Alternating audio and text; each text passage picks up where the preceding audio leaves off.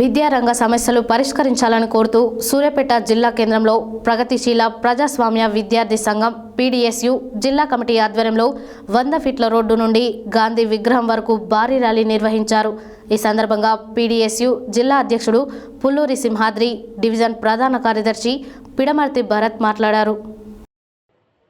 విద్యారంగ సమస్యలు పరిష్కరించాలని కోరుతూ సూర్యాపేట జిల్లా కేంద్రంలో ప్రగతిశీల ప్రజాస్వామ్య విద్యార్థి సంఘం పీడీఎస్యు జిల్లా కమిటీ ఆధ్వర్యంలో 100 ఫీట్ల రోడ్డు నుండి గాంధీ విగ్రహం వరకు భారీ ర్యాలీ నిర్వహించారు।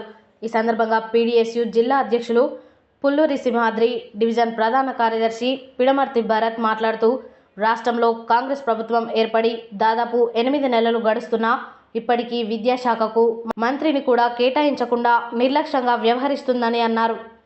అదేవిధంగా పెండింగ్ స్కాలర్షిప్, ఫీజు రియంబర్స్మెంట్ సుమారు 8,300 కోట్లు బకాయిలుగా ఉన్నాయని ఆరోపించారు। దీనివల్ల విద్యార్థులు అనేక ఇబ్బందులకు గురవుతున్నారన్నారు। కాంగ్రెస్ ప్రభుత్వం రాష్ట్ర బడ్జెట్లో విద్యకు తగినన్ని నిధులు కేటాయించకపోవడం బాధాకరమని ఆవేదన వ్యక్తం చేశారు। ప్రభుత్వ జూనియర్ కళాశాలలో మధ్యాహ్న భోజనం పథకాన్ని ఏర్పాటు చేయాలి। సూర్యాపేట జిల్లా కేంద్రంలోని ప్రభుత్వ డిగ్రీ, మహిళా డిగ్రీ యూనివర్సిటీలను ఏర్పాటు చేయాలని, విద్యారంగంలో నెలకొన్న సమస్యలను పరిష్కరించాలని డిమాండ్ చేశారు। అదేవిధంగా ఉన్న స్కాలర్షిప్, ఫీజు రియంబర్స్మెంట్ బకాయిలను తక్షణమే విడుదల చేయాలని డిమాండ్ చేశారు।